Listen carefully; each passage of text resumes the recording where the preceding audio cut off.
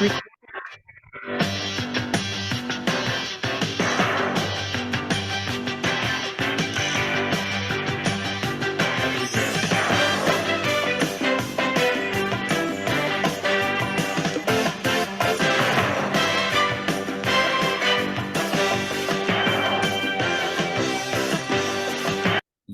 telling like it is. NBA playoffs update. Magic in the house. Most triple doubles ever in the playoffs, despite playing less than half the games. The guy who's second to him. Everybody thinks is the GOAT, but he isn't. Magic's the man. Made everybody better without thinking of himself. A lot to talk about today. Now we're down to the final four of the NBA. Dave Shaw telling like it is. Having fun on this Sunday night, 9:16 here on the East Coast. As you see the playoff matchup board before us. Let's go through series by series here. Suns Nuggets 4-2. Obviously, KD getting another coach fired. So we got Kenny Atkinson. We got Steve Nash. We get Monty Williams. I mean, I'm not saying it's him directly, but I know he was involved with Nash and Kenny Atkinson specifically. But that performance the other night is why I always say to people, compare him to Larry Bird. I'm just going to vomit on you and laugh my face off at you and tell you that A, you never even saw Bird, or B, you just don't know anything about basketball. He does a good job on defense, KD, off the ball as a shot blocker. But as far as an on-ball defender and just doing other things, and just not the same player Larry Bird was. I love KD, best pull-up jump shot of all time, in my opinion. Great getting to the free throw line. I still say he's best when he's not the top dog, and that's why I thought it might work with Booker, because Booker, I think, is a little better than him right now, but he and Book both came up small in game 5. You look at the numbers from the series. Joker, just incredible. 34.5, 13 rebounds, 10 assists for the series. Just ridiculous. 59.4% free throw shooting. Just really, really impressive. 44% from three, 85% from the free throw line. Just ridiculous. My man Jamal Murray, who, if he wasn't hurt a couple last years, he'd be talked about as one of the best guards in the league, as he was on time. If you remember his bubble performance and getting hurt in the next year's playoffs, Jamal averaging 24.8, 6.5 assists, 4.8 rebounds. Like I said, shooting percentage go up a little bit, 45% for the series, 36 from three. Just does a great job though, and Aaron Gordon played great, and it's going to be a big factor in this series because he's probably going to be covering LeBron. Bruce Brown had a huge 25-point game and broke out. We got to get more out of Michael Porter. Both Brown and Porter at 12.8%. Brown 52.8% though. Caldwell Pope, KCP, I love 10.7. I think the Lakers never should let him go. 52.4% from the floor, and averaging 33 minutes a night. They have a really solid 6-man thing there. Jeff Green did some nice job, and Christian Braun has been good. That's the 8-man rotation for the Suns in that series. Book's numbers 30.8, great series. Had a streak there where he's 34 for 42 from the floor. But just again now, Monty's fired, so now it's the last 4 years the team's the best record. Every coach has been fired. So and Doc Rivers is going to be next. We'll get to that in a little bit. But Book 56.9% from the field is just ridiculous for a perimeter play. KD 45%. Both teaming up for 60 points a game. Great job. DeAndre Ayton getting hurt in game, didn't play in game 6. That's just that's a bad look for me. Cameron Payne played great. They played better without Chris Paul. I don't want to hear about Chris Paul. They got their ass. They went down 0-2 with Chris Paul. Landry Shamet played pretty well. I tell you, Landale did a good job for them. Terrence Ross had some good moments in TJ Warren. What that team does need, though, is a point guard, and it's time to move on. It's time to get somebody else in there to play the point. Maybe you could get more out of Cameron Payne. Maybe he could play the point for you, but they need a point guard. I know they never take Westbrook or anything, but they need a guy who's just going to distribute. Westbrook's not that guy. But if they could have get a guy like Tyus Jones, that team would be unstoppable. This guy's run your team for you. There's enough depth there. There's a good depth there, but just a horrendous series for them. Like I said, for the series, Denver 117 points, outdid them on the board. We knew that was coming by 7. More assists a game, 3 more steals a game. Phoenix had a lot more blocks. Both average about 11, 12 turnovers a game. Field goal percentage about the same. Field goal percentage is the same. 3-pointers a lot higher for Denver, and Denver shot about 5% higher from the line. But just a series where you look at it and you say to yourself, typical KD there. He did some great things with the Warriors, and I respect that. But I tell you what, man, that was just disappointing that they come out and laid that bagel down. That 2 years in a row. So that's a little bit on Booker too now. 2 years in a row in a deciding game. You're down 30 and 25, respectively, in your building. I love Booker's game. He's not attached to the 3-point shot. I love his game. But to me, when you're going through a run, that game is 19-18. You turn around a second later and you're down 25. And this is where, I'm not trying to get on Monty. Monty did a good job in New Orleans. He did a good job here, but I just think that he didn't stop the flow enough. You gotta use every timeout you can to stop the flow there.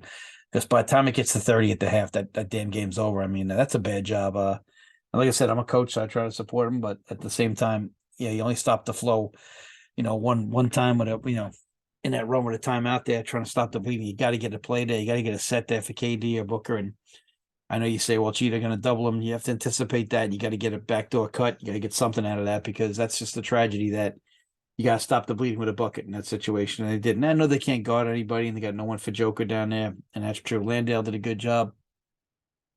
But you got to be able to stop the bleeding there as a coach. That's your job. That's what you get paid for. Lakers Warriors, which was so much fun as a series. I'm sure the media just loved that series. Not shocked. The thing that pisses me off, and I'm a person who likes the Warriors, and I'm a person who likes Steph Curry, and I'm a person who doesn't like LeBron. I know LeBron's a pain in the ass, and he's always talking about himself. I never seen a guy talk about himself more than he does.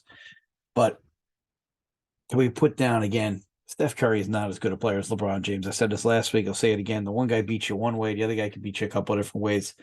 One guy's a complete basketball player, although LeBron can't guard the ball to save his life these days. He's not bad off the ball.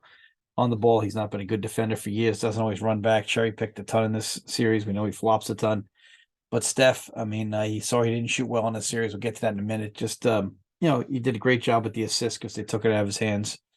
Thought the Lakers' game plan was good. And I'm happy for Darvin Ham. I like Darvin Ham as a player. I think he's done a fine job as a coach. I think, it's good to see a guy like Darvin get a chance. It seems like he has LeBron's respect. And I think the thing that's helping LeBron, too, is he's deferring a little bit. And Davis is going to have to carry him home. But this series here, Steph's not as good as LeBron. Like I said, LeBron had sometimes in a series, he was the man the other night. But most nights it was Anthony Davis, and 4-2. And the other thing that pissed me off about this series, the Warrior fans complaining about saying the series was rigged. Guys, you let up the most free throws all year long. The Lakers let up the least free throws all year long. The Lakers took the most free throws all year long, and the Warriors shoot the most threes all year long. You put those four things together, and you're going to lose the free throw battle. So stop your whining, suck it up, learn a little bit about basketball. And I can't stand it. We can't even argue today without being biased. Just because you're a Chris Paul fan or something, that doesn't mean he's better than, Magic Johnson. If you're a Chris Paul fan, doesn't mean he's better than somebody else. You have to be honest when you're a fan. Like the word fanatic is the root of the word fan is from fanatic, but just unbelievable some of these theories. So you're a Warrior fan, and because you lost, now the series is rigged. Well, geez, the Warriors haven't really had to play a healthy team ever on their way to the championship, so they've always gotten benefit of the doubt, and I'm happy for that. So I like the Warriors, but at the same time, I don't think it's rigged. I mean, good Lord. I mean, yeah, go watch the special on Netflix about the refs. Yeah, some of the games I think back in those days might have had a call or two here or there, but if we look at the stats in this series, I can't say it's rigged. He shot threes, and you analytics people will sit there and talk about how great analytics is. Well, you're wrong. Great. It's scoring's up. Scoring's up for the amount of possessions you get a game. They've sped up the game from the 14-second shot clock on an offensive rebound, to just the pace of play has gone up. So that's why the scoring is up. The shooting percentages are up in some ways, down in some other ways. Steph Curry, 26.7. Like I said, the numbers are going to look good on the paper here. 7.5 assists, 5.5 rebounds. So that's solid. Nobody's saying it isn't. But here's a big one: 44%. Also 34% from three, which is excellent, but 44% field goal percentage. That's a little bit too volume X for me. Clay was awful. Clay, the last 3 games was really bad. Although he averaged 16.2. The thing you notice about Clay, though, is he had a great year offensively, but he's not the same defender on the ball as he used to be. They shot well from the free throw line, but they don't get there enough. So Clay, 34% field goal percentage, 38% from three. Missed a ton of transition wide open threes. Wig, I don't think gets the ball enough. He's only getting 12 shots a game, 45%. He shot better than those guys by a mile and never touches the ball. 15 points per game. I know he's not aggressive sometimes, getting to the rack, 5 rebounds, 2.7 assists. I thought Wig was pretty good. Doesn't get the ball enough. Draymond had the monster game in game 5, but then in game 6 came back down to earth, constantly getting technicals. Obviously, what happened between him and Poole has affected that team tremendously. So Draymond averages 9.3 points a game, 7.7 rebounds, 5.7 assists. But he did shoot 48.9%, which for Draymond is pretty good. Probably less, maybe tells us he should have taken a couple more shots. Obviously, his 3-point stroke is brutal, 22.2% per game. Poole's the guy. You overpaid him. I believe you paid him somewhere in the neighborhood of $80 million for 4 years or somewhere along there, even more than that, I think. But Jordan Poole, I mean, I said it right when they paid him. Shouldn't have paid him that much. He can't guard me. He can't guard a fire hydrant. He's a streak shooter, and he played in an environment last year where the Celtics had to concentrate so much on Steph and Clay that he was wide open all the time. I just don't see it. I don't see why they did that. He averaged 8.3 a game, only 20 minutes a game. There's a lot of rumblings right now about how Steve Kerr doesn't develop young players. Well, you can't say that totally because Poole, played too much and he had got a great big contract at it and had some success during the year. But so he obviously did enough to develop him. And Gary Payton II has done a solid job. I thought he should have played more. Poole shooting 34%, by the way, back to him. Payton shooting 70%. I know he's not the same threat from three, but he just does all kinds of good things on the floor. Dante played all right the other night, but people are going crazy about Dante. He shot 40% for the series. People, calm down. He didn't do crap the first 5 games. You almost wonder if he had like naked pictures of someone to have him out there. Looney was hurt. I think that's the thing that no one's really talking about. Looney was ill during the series. He only played 19 minutes per game. He definitely could have helped guard Anthony Davis. Anthony's a beast, but Kevin Looney's one of the tougher guys in the NBA. Still averaged 10.7 rebounds a game and only 19.1 minutes, which is an incredible amount. That's like Roy Tarpley numbers back in the day. Those of you who have been around long enough. I don't think Moses Moody played enough. People are calling for Kuminga to play more. I don't know the reason for Kuminga. I'm not in their practices every day. Who knows? I thought Moody could have helped. Michael Green did some good things, but overall, you rely on the 3 too much. That's what happens. LeBron James, 24.7 for the series, shot 49%, which is the best part. He did a good job with the shooting in the series. He even shot decent from 3 for him. But again, the free throw line wins in these games, 21.5 and 15 boards a game for Anthony Davis. Those are Moses Malone numbers. Those are special numbers right there. D'Angelo Russell really came up big too, 45.6%. Didn't shoot well from 3, believe it or not, but averaged 14 a game. Austin Reeves played solid in the last game. He still looks like he's feeling it out too much. Shot only 41%, though he's volume shooting right now. Lonnie Walker won him game 4, basically. Shot 54% from the series. That's the elephant in the room right there. If he continues to do that, they're going to be very tough to beat. Dennis Schroeder played well. Rudy Hachimura played well in the first series versus Memphis, but this series wasn't obviously as much of a factor, but still a solid player. Vanderbilt hasn't done anything. Obviously, that's a little bit worn off there. Tristan not playing much. Shaquille Harrison and so on.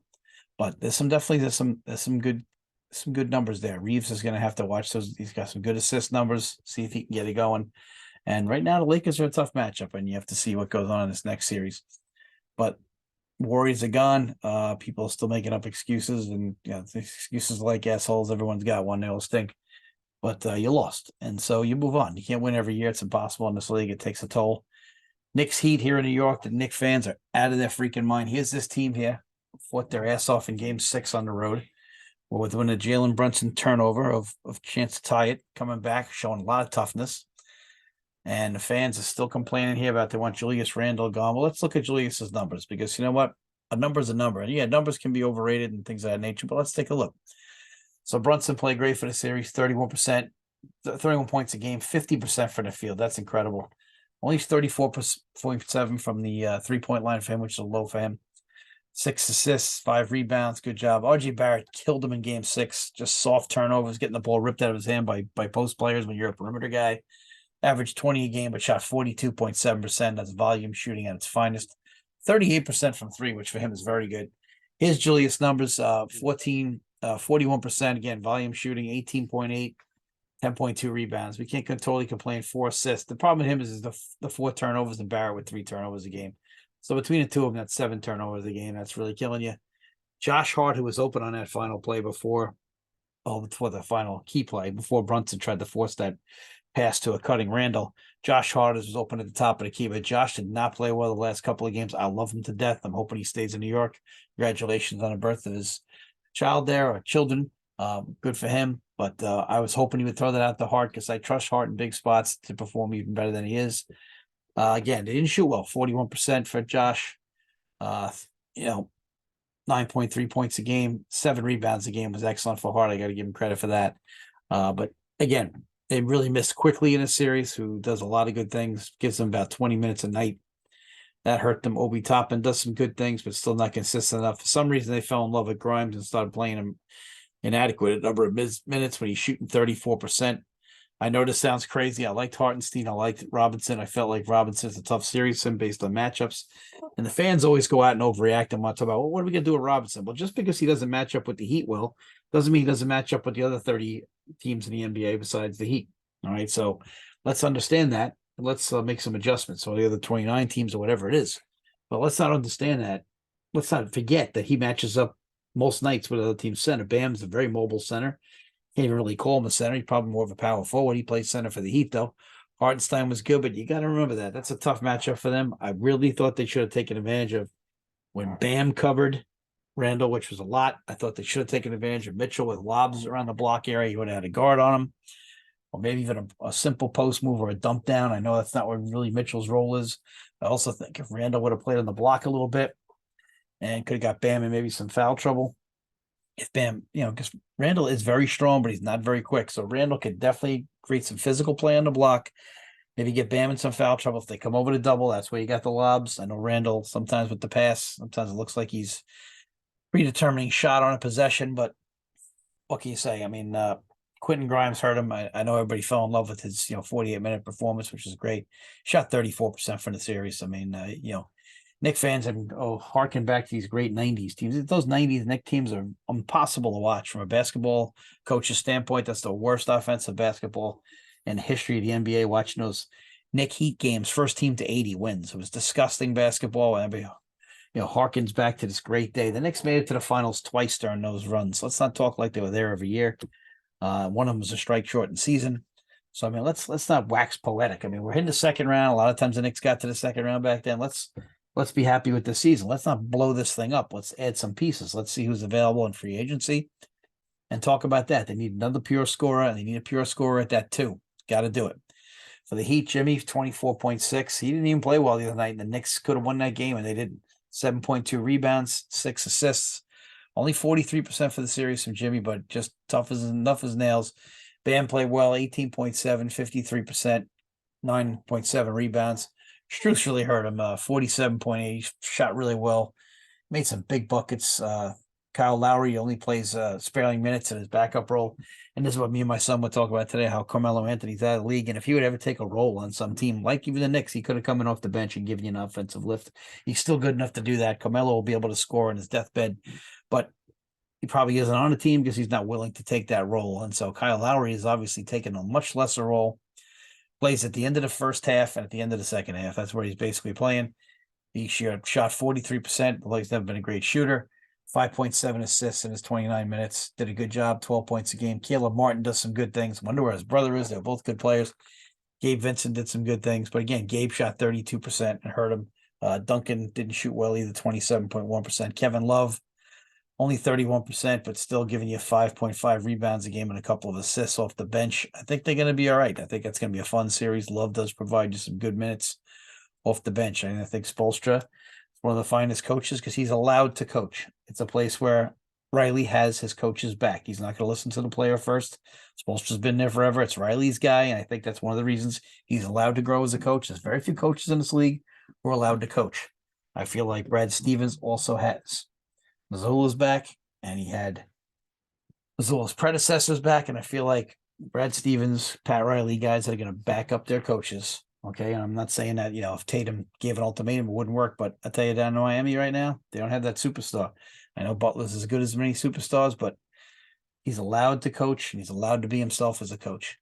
Last series, we just ended today. We got Boston and Philly, and geez, James Harden just laid one of those James Harden eggs again. We've seen it before. Boston just blows them out. This game is 55 all, and then they go on a 30-3 run, I believe it was. All of a sudden, it is 85-58 at one point, I believe it was. 30-3 run and right about the third quarter from about the 11-minute mark. I mean, holy crap, it just exploded in a hurry. Just a wild, wild scene. I mean, I never saw it, and Doc, again, we've all been there, but at the same time, we've all been there without the MVP of the league. So don't tell me you can't stop the bleeding when you got Embiid. I know they're doubling him, but Embiid's catching the ball at the elbows, and you're doubling him. Well, put him on the block and see if they can get a different look at their double when he's handling the ball at the left elbow, which is where he loves it. The Celtics are all pinching in the middle and sending a guy on the second dribble. It looked like most nights, most plays today, send the guy on that second dribble, but put him on the block and post him up. Let's see what happens then. Let's see if we can catch him in a different kind of rotation. But as you'll see from these numbers, nobody really played well today for them. I mean, Maxey didn't play well. Harden did one of his usual disappearing acts, Harden style. But if we look at the box score from today, let's see, series. Let's try to see if we can find that box from today. Since this game was played today, let's take a look at that. Let's see.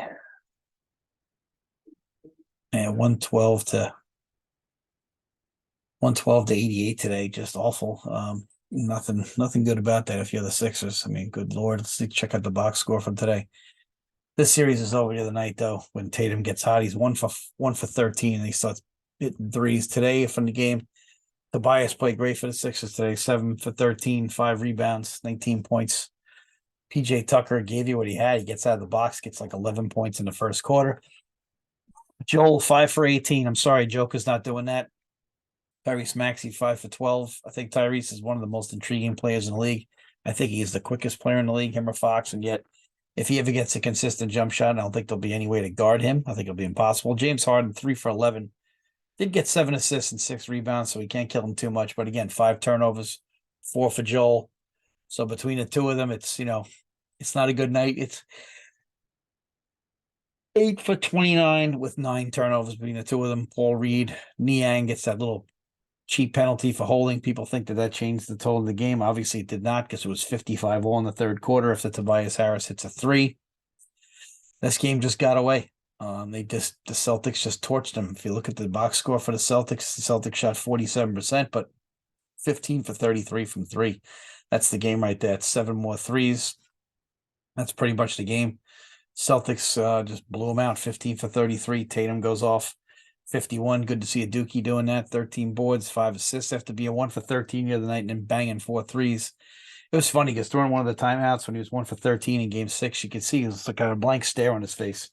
He was standing behind someone on the foul line. I think it was Maxey, and you could just see his face. He had like a blank stare, and you wonder what was going through his mind, and all of a sudden he exploded today. Al Horford, solid job today. Rob Williams, solid job. Jaylen Brown, 9 for 19, calling out the fans. I loved it because I thought the Boston crowd did suck in game 5. Marcus Smart can play for me any day. I know he's not a great player, but he does all the little things. 4 rebounds, 4 assists, gets a couple of buckets. He's going to do his best for you. So the Sixers it's a big stat today. Sixers had 12 turnovers, 9 of which were their best 2 players. That's a problem. Grant Williams and Luke Kennett didn't really play much. Brogdon did a good job in the series. Didn't play great today, but did a great job in the series. If you go back and look, just really, really good stuff, for the series for Brogdon. I think he was a big difference in game 6 too. I mean, I know that Tatum got hot late, but Brogdon carried them early and kept them going. So if you look at the statistics for the series, it should be interesting to look at these series going forward here. But if you go down here, we try to scroll here in these stats they ever given to us. Just incredible basketball stuff right now. 110 to 101 in points per game, 4 more rebounds a game, 6 more assists a game. Sixers, that's surprising.